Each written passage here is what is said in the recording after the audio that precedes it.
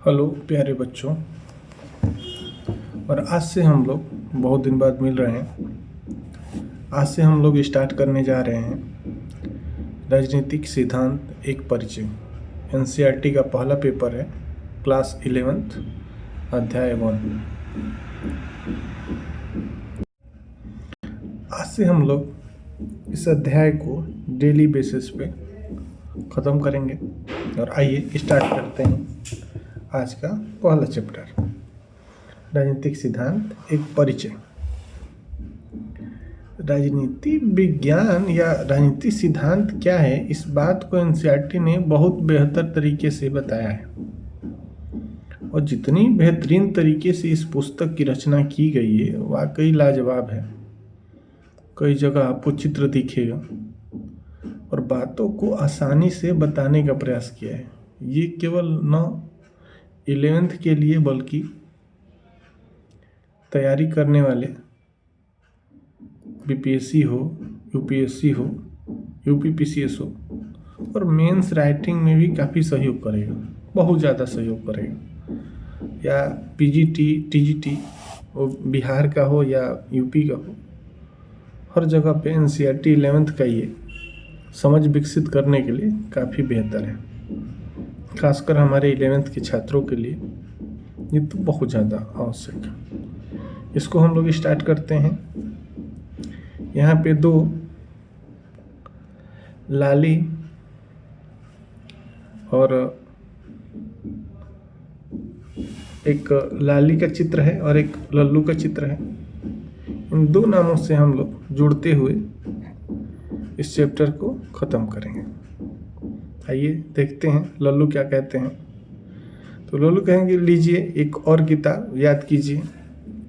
तो लाली कहती हैं लेकिन हम उन्हीं चीज़ों पर बात करेंगे जो हमसे जुड़ी हैं। बात भी सही है, इस पे उन्हीं चीज़ों पे बात की जाएगी जो आम लोगों से जुड़ा हुआ है। लाली की मम्मी कहती हैं थोड़े इंतज़ार कीजिए और देखिए यह कक्षा कुछ अलग होगा। जरा पन्ने पलटकर पृष्ठ 8 पर दिए बॉक्स में सुकरात के विषय में पढ़ो। अब लाली की मम्मी कहिए या लाली की टीचर हैं ये। और आगे फिर मुझे पता नहीं, लेकिन मुझे वह तरीका अच्छा लगा जिसमें उसने औरों के विचारों की असंगतियों को दिखाया है। लाली कहती है यह तो सच में अलग है। सुकरात कौन है? तो देखिए हम लोग यहाँ से स्टार्ट करते हैं और सुकरात, प्लेटो, अरस्तु और सारे जितने थ्योरी हैं, विचारक हैं, उनकी बातों को हम लोग जानेंगे, समझेंगे। आगे से स्टार्ट होता है। मनुष्य दो मामलों में अद्वितीय है। उसके पास विवेक होता है और अपनी गतिविधियों में उसे व्यक्त करने की योग्यता होती है। उसके पास भाषा का प्रयोग, सही बात है, उसके पास भाषा का प्रयोग और एक दूसरे से संवाद करने की क्षमता होती है। अन्य प्रणालियों से इतर मनुष्य अपने अंतरम भावनाओं और आकांक्षाओं को व्यक्त कर सकता है। वह जिन्हें अच्छा और वांछनीय मानता है अपने उन विचारों का साझा कर सकता है और उन पर चर्चा कर सकता है। राजनीतिक सिद्धांत की जड़ें मानव अस्मिता के इन जुड़वा पहलुओं में होती हैं। कुछ खास बुनियादी प्रश्नों का विश्लेषण करता है, जैसे समाज कैसे संगठित होता है। राजनीतिक विज्ञान में ये बात है कि समाज कैसे संगठित होता है, इस बात पर चर्चा करता है। हमें सरकार की ज़रूरत क्यों है, राजनीतिक विज्ञान इस पर भी बात करता है कि हमें सरकार की ज़रूरत क्यों है। अगला प्रश्न है कि सरकार का सर्वश्रेष्ठ रूप कौन सा है। इस किताब के माध्यम से, और राजनीतिक विज्ञान का ही काम है कि वो बताता है कि हमें सरकार की ज़रूरत क्यों है, और जो अगर ज़रूरत है तो सरकार का सबसे बेहतर रूप कौन सा होगा। आप सबको पता है कि अरस्तु ने सरकार के 3 रूपों की, ऐसे तो 6 कहेंगे, मोटा मोटी 3 रूपों को कहा है, राजतंत्र, कुलीन तंत्र और बहुतंत्र। या लोकतंत्र। आगे है कि क्या कानून हमारी आज़ादी को सीमित करता है। इस बात पे भी इस किताब में चर्चा करेगा और राजनीति विज्ञान इस पे बात करती है कि अगर कानून बनाया जाए तो क्या वो हमारी स्वतंत्रता आज़ादी को सीमित करता है। तो कुछ पृष्ठों में हाँ और कुछ पृष्ठों में ना की जवाब होता है। आगे है कि राजसत्ता की अपने नागरिकों के प्रति क्या देनदारी होती है। राजसत्ता यानी कि जो राज कर रहा है अपने नागरिकों के प्रति कैसी देनदारी है या उसकी क्या अपनी कर्तव्य है। नागरिक के रूप में एक दूसरे के प्रति हमारी क्या देनदारी होती है। हम नागरिक के रूप में एक दूसरे के लिए क्या हमारा कर्तव्य है, इस बात का भी इसमें जिक्र करता है। आगे है कि राजनीतिक सिद्धांत इस तरह के प्रश्नों की पड़ताल करता है और राजनीतिक जीवन को अनुप्रमाणित करने वाले स्वतंत्रता, समानता, न्याय जैसे मूल्यों के बारे में सुव्यवस्थित रूप से विचार करता है। यह उनके और अन्य संबंधित अवधारणाओं के अर्थ और महत्व की व्याख्या करता है। यह अतीत और वर्तमान के प्रमुख राजनीतिक चिंतकों को केंद्र में रखकर इन अवधारणाओं की मौजूदा परिभाषाओं को स्पष्ट करता है।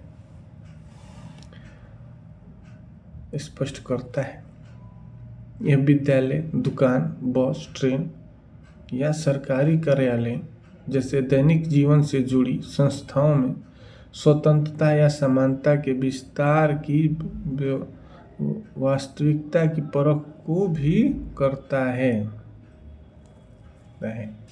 और आगे जाकर यह देखता है कि वर्तमान परिभाषाएं कितनी उपयुक्त हैं और कैसे वर्तमान में कौन की संस्थाएं हैं जैसे सरकार, नौकरशाही और नीतियों के अनुपालन को अधिक लोकतांत्रिक बनाने के लिए उनका परिमार्जन किया जाए। राजनीतिक सिद्धांत का उद्देश्य नागरिकों को राजनीतिक प्रश्नों के बारे में तर्कसंगत ढंग से सोचने और सामाजिक राजनीतिक घटनाओं को सही तरीके से आंकने का प्रशिक्षण देना है। क्या है कि नागरिकों को राजनीतिक प्रश्नों के बारे में तर्कसंगत मतलब लॉजिकली तरीके से सोचना है, आपको सोचने और सामाजिक राजनीतिक घटनाओं को सही तरीके से आंकने का प्रशिक्षण देना है कि आप उस चीज़ को कैसे सोचेंगे, कैसे उस चीज़ का मूल्य निकालेंगे, लॉजिक तरीके से कैसे उस चीज़ का महत्व निकाल पाएंगे। ये काम किसका है? राजनीतिक सिद्धांत का। आगे लिखता है कि इस अध्याय में हम परखेंगे यानी जानेंगे कि राजनीति और राजनीतिक सिद्धांत का अर्थ क्या है और इस हमें इसका अध्ययन क्यों करना चाहिए। सबसे कि कोई भी सब्जेक्ट पढ़ने से पहले ये हमारे मन में एक प्रश्न आता है, आना भी चाहिए, स्वाभाविक है कि हम इस सब्जेक्ट को क्यों पढ़ें, इससे क्या लाभ है। तो इस बात का एनसीईआरटी इतनी महत्वपूर्ण किताब है कि आपके हर सवाल का जवाब इस किताब में ही है। ये बस है कि आप इसको अच्छे से पढ़ें। चलिए आगे है कि राजनीति क्या है। अगला प्रश्न है कि राजनीति क्या है। और कोई कहता है कि सब कोई राजनीति कर रहा है आजकल, तो राजनीति क्या है। आगे ये जवाब देता है कि आपने देखा होगा कि लोग राजनीति के बारे में अलग अलग राय रखते हैं। आप लोग आपस में भी आसपास देखते होंगे बच्चों। राजनेता और चुनाव लड़ने वाले लोग अथवा राजनीतिक पदाधिकारी कह सकते हैं कि राजनीति एक प्रकार की जन सेवा है। राजनेता क्या कहते हैं, जो चुनाव लड़ते हैं गाँव में, वो कहते हैं कि राजनीति क्या है, राजनीतिक एक जन सेवा है, यानी कि लोगों का सेवा ही राजनीति है। क्या है, लोगों का सेवा ही राजनीति है। लोगों का सेवा ही राजनीति है, जौन सेवा ही जौन सेवा।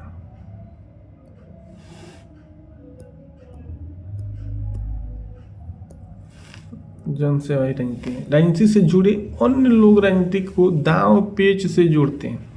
जैसे हम लोग राजनीति को क्या जोड़ते हैं, आप लोग दांव पेच, नहीं कि जो एक दूसरे से लड़ाई लगा दें उसको हम कहते हैं देखो राजनीति कर था।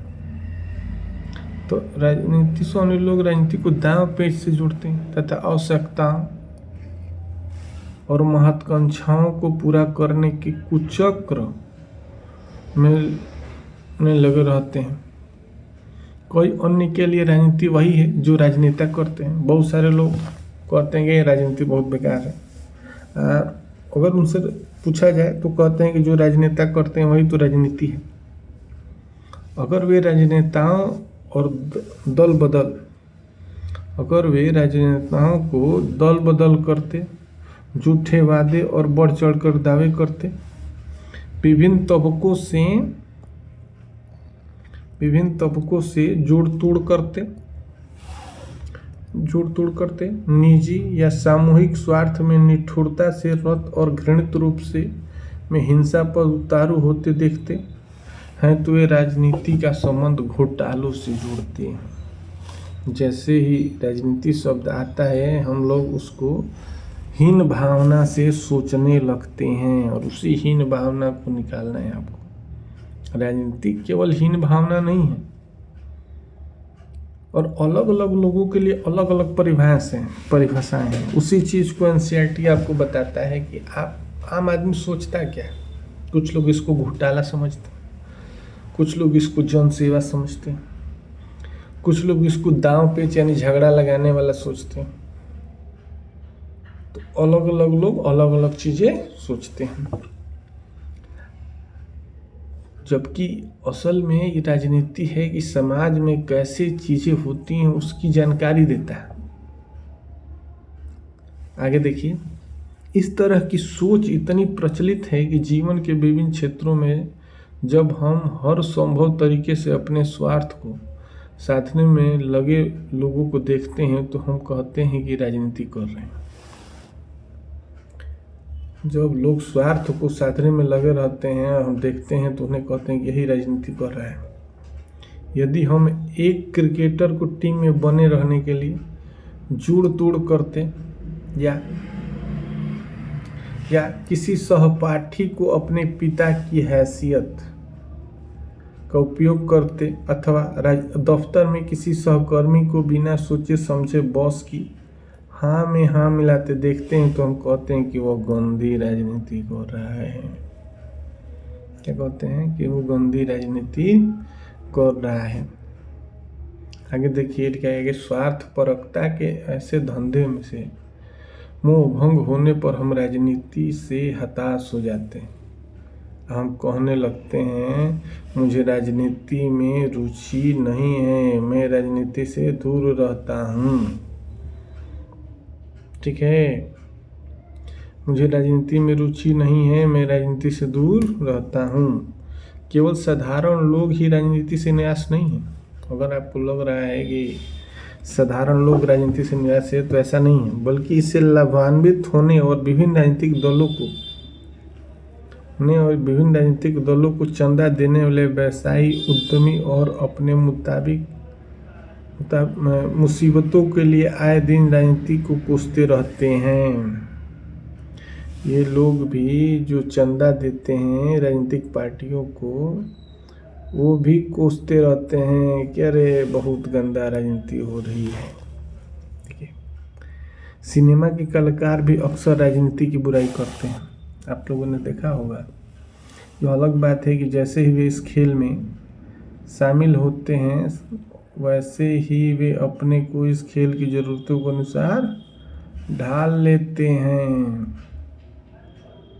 इस प्रकार हमारा सामना राजनीति की परस्पर विरोधी छवियों से होती है। क्या राजनीति अवांछनीय गतिविधि है जिससे हमें अलग रहना चाहिए और पीछा छुड़ाना चाहिए? ये प्रश्न कर रहा है। क्या हमें राजनीति की परस्पर विरोधी छवियों से होती है? सामना तो हमें सब विरोधी, हम उल्टा ही देखते हैं इस चीज़ को। प्रश्न कर रहा है कि इस प्रकार हमारा सामना राजनीति की परस्पर विरोधी छवियों से होता है, तो क्या राजनीति अवांछनीय गतिविधि है? मतलब ऐसी गतिविधि इसको नहीं करना चाहिए जिससे हमें अलग रहना चाहिए और पीछे छुड़ाना चाहिए। प्रश्न, या इतना उपयोगी गतिविधि है कि बेहतर दुनिया बनाने के लिए हमें इसमें निश्चित रूप से शामिल होना चाहिए, या इसे इतने उपयोगी है कि इसे बेहतर दुनिया बनाने के हमें यह इसमें निश्चित भी शामिल होना चाहिए? क्या है, आप लोग क्या कहेंगे? कमेंट में बताइएगा कि आप लोग क्या कहना चाहेंगे कि क्या राजनीति में शामिल होना चाहिए या इसे पीछे छुड़ाना चाहिए? बताइए, कमेंट करिए। आगे है, यह दुर्भाग्यपूर्ण है कि राजनीति का संबंध किसी भी तरीके से निजी स्वार्थ साधने के धंधे से जुड़ गया है। हमें सोचने की जरूरत है कि राजनीति किसी भी समाज का महत्वपूर्ण और अविभाज्य अंग है। आप राजनीति से अलग नहीं हो सकते हैं। आप कितना भी अलग होइए, राजनीति आप में भरा हुआ है और समाज कभी अलग नहीं हो सकता राजनीति से। तो गांधी जी आगे लिखा है कि गांधी जी एक बार कहे थे, तो महात्मा गांधी ने एक बार टिप्पणी की थी कि राजनीति ने हमें सांप की कुंडली की तरह जकड़ रखा है और इससे जूझने के सिवाय कोई अन्य रास्ता नहीं है। राजनीतिक संगठन और सामूहिक निर्णय के किसी ढांचे के बगैर कोई भी समाज जिंदा नहीं रह सकता। जो समाज अपने अस्तित्व को बचाए रखना चाहता है, उसके लिए अपने सदस्यों की विविध जरूरतों और हितों का ख्याल रखना आवश्यक होता है। परिवार, जनजाति और आर्थिक संस्थाओं जैसे अनेक सामाजिक संस्थाएं लोगों की जरूरत और आकांक्षाओं को पूरा करने में सहायता करने के लिए पनपी है। ऐसी संस्थाएं हमें साथ रहने के उपाय खोजने, एक दूसरे के प्रति अपने कर्तव्यों का कबूलनामे में मदद करती है। इन संस्थाओं के साथ सरकारें भी महत्वपूर्ण भूमिका निभाती हैं। सरकारें कैसे बनती हैं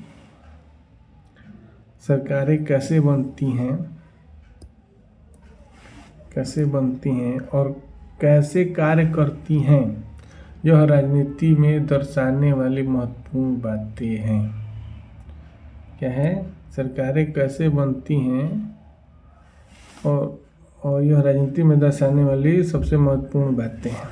देखिए, आगे बढ़ने से पहले हम लोग को उन बॉक्सों को, वो जो बॉक्स है उसको भी पढ़ लें। इसमें क्या लिखा है? यहाँ पे एक चित्र है और आप ध्यान दिए होंगे कि ये राजनेता बैठे हैं। यहाँ पे कोई महिला बैठी अपने बच्चे को हाथ पकड़ के ला रही। वो कह रही कि आपको तुरंत राजनीति से संन्यास ले लेना चाहिए। आपके काम काज का इस पर बुरा प्रभाव पड़ रहा है। वह सोचता है कि वह झूठ और धोखाधड़ी से काम चला सकता है। महिला कह रही है कि इस बच्चे पे बुरा प्रभाव पड़ रहा है और आपको तुरंत संन्यास ले लेना चाहिए, क्योंकि आपके झूठ वादे इस पे गहरी प्रभाव डाल रहा है। आप इस पे क्या कहेंगे? एक और चीज लिखा है कि वे कौन से मुद्दे हैं जो समाचारों के प्रमुख शीर्षों से छपे हुए हैं। आप कमेंट करिए कि वे कौन से मुद्दे हैं जो समाचारों के प्रमुख शीर्षकों के रूप में छपे हुए हैं। क्या आपको लगता है कि आपके लिए उनकी कोई प्रासंगिकता है? समाचार आप पढ़ते हैं रोज, उसके मुख्य पृष्ठ पर कुछ मुद्दे छपे होते हैं राजनीति से जुड़ी। आप लोग बताइए, क्या वो आपके लिए जरूरी होता है? उसको कमेंट करिएगा, ठीक है। देखिए आगे देखिए, एक जल्दी ख़त्म करते हैं इसको।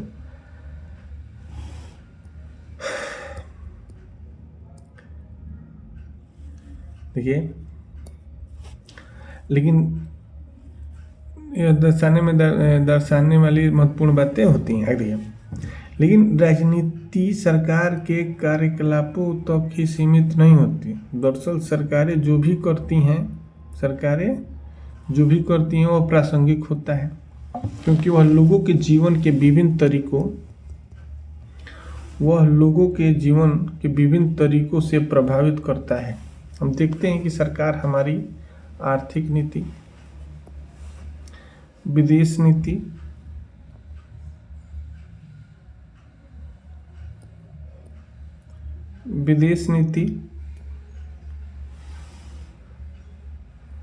शिक्षा नीति को निर्धारित करती हैं।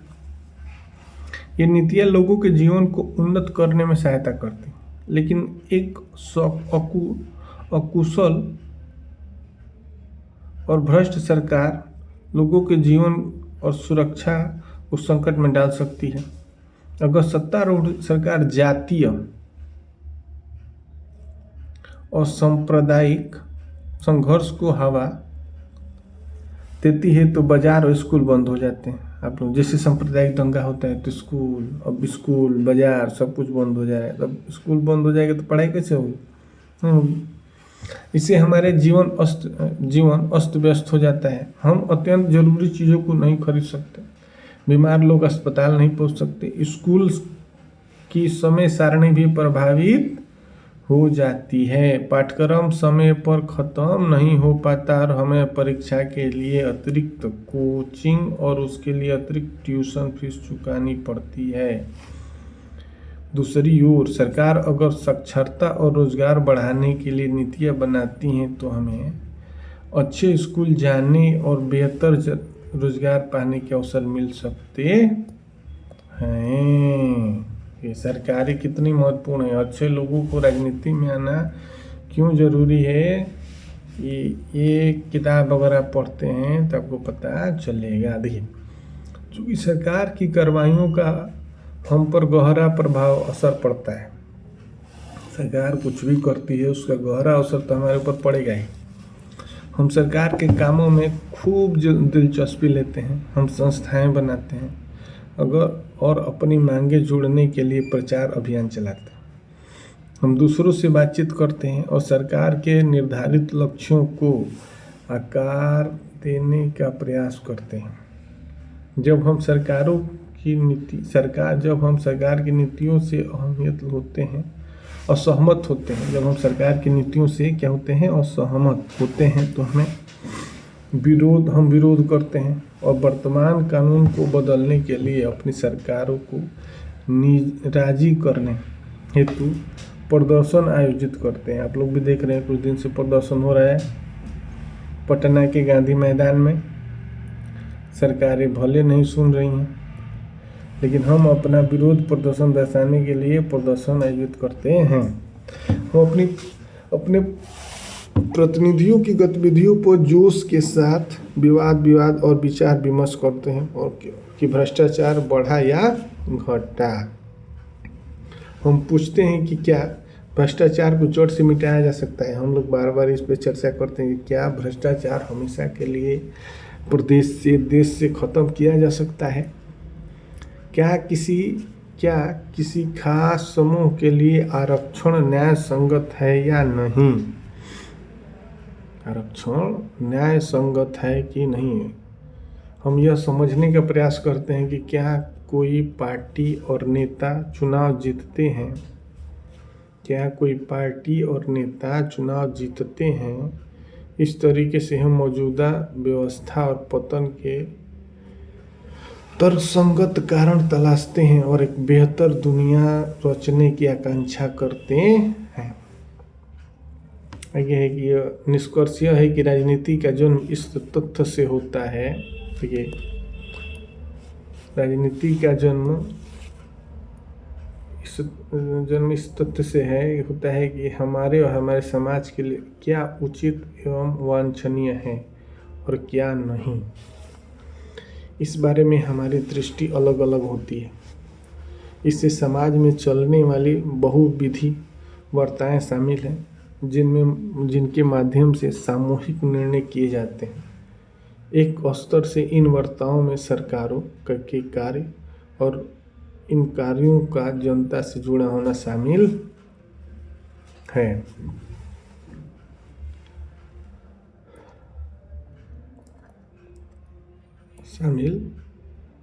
जुड़ा हुआ शामिल होता है। दूसरे स्तर से जनता का संघर्ष, उसके निर्णय लेने पर संघर्ष का प्रभाव। जब जनता आपस में वार्ता करती है और उन सामूहिक गतिविधियों में भाग लेती है जो सामाजिक विकास से बढ़ावा देने और सामान्य समस्याओं के समाधान में मदद करने के उद्देश्य से तैयार की गई होती हैं, तब हमको कहा जा सकता है कि जनता राजनीति में संलग्न है। कहने का मतलब है कि जब जनता आपस में बातचीत करे और कुछ सामूहिक गतिविधि हो, जैसे मिल के कुछ कार्य करने हो, उसमें भाग लेती है, जो समाज के विकास को बढ़ावा देने में और सामान्य समस्याओं के समाधान में मदद करती हो, और ऐसा मदद करने के उद्देश्य से तैयार की गई होती हैं, तब हम कह सकते हैं कि जनता राजनीति में संलग्न है और जनता आपस में मिलकर काम कर रही है। तो राजनीति केवल बुरे उद्देश्यों से नहीं बल्कि अच्छे उद्देश्यों से भी किया जा सकता है। तो रहे कि अगर आप अच्छे लोग राजनीति में आना छोड़ देंगे तो फिर हमें बुरे के शासन में ही जीना पड़ेगा। तो बुरे लोग हम पे शासन न करें, इसलिए ज़रूरी है कि अच्छे लोग शासन राजनीति में आएं, और खास करके युवा बच्चे तो जरूर। एक है कि प्रश्न है कि आओ कुछ करके सीखें, ये काफ़ी महत्वपूर्ण होती है। ये जो बॉक्स होता है काफ़ी महत्वपूर्ण होता है, इसमें बहुत अच्छे क्वेश्चन होते हैं। देखिए इसमें है कि राजनीति हमारे दैनिक जीवन पर किस तरह असर डालती है। आप लोग राजनीति हमारे दैनिक जीवन पर किस तरह असर डालती है, और अपने जीवन की एक दिन की घटना का विश्लेषण करें। अपने जीवन की एक दिन की घटना का विश्लेषण करें। आप लोग इस चीज़ को लिखें कि आपने एक दिन में क्या क्या किया है, आपके जीवन में कौन कौन सी घटनाएं घटी हैं, उस चीज़ को बताने का प्रयास करिए, लिखने का प्रयास करिए। एक है आप लोग के टॉपिक है कि क्या विद्यार्थियों को राजनीति में भाग लेना चाहिए।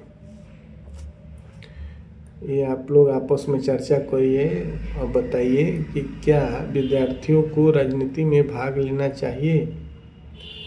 आप लोग इस पे कमेंट कर सकते हैं। ये प्रश्न है आपके लिए कि क्या विद्यार्थियों को राजनीति में भाग लेना चाहिए।